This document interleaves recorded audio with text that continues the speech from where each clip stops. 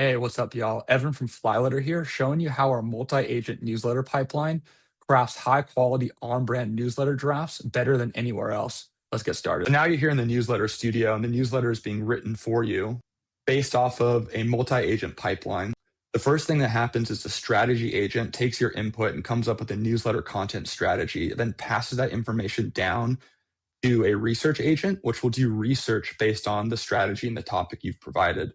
Once the research is completed, it hands off to an outline agent, which creates your newsletter outline, and then passes that and all the information that preceded it to a writing agent, which will actually write your newsletter.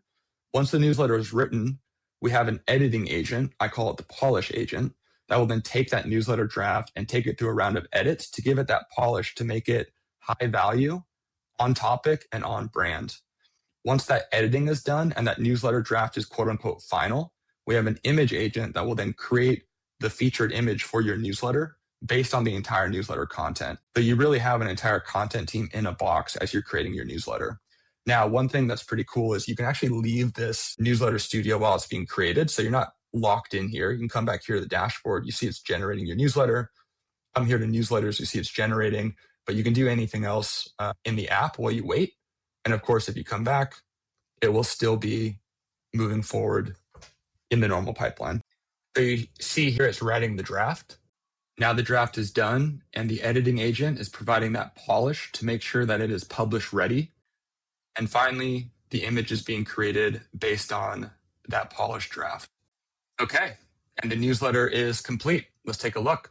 On the right-hand side, you see the newsletter itself. Looks pretty good.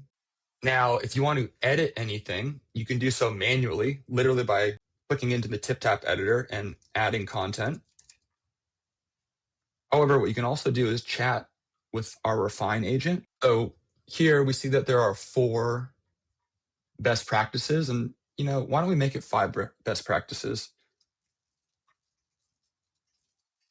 I'm saying, hey, can you add a 5th best practice?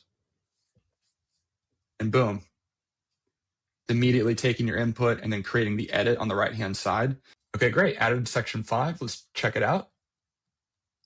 There you go. Referral programs. Makes sense. And we can add even more if we wanted to, but pretty good. All right, this looks pretty good. If we wanted to regenerate the image, we could also do that by clicking this button. But let's say this is now a final draft.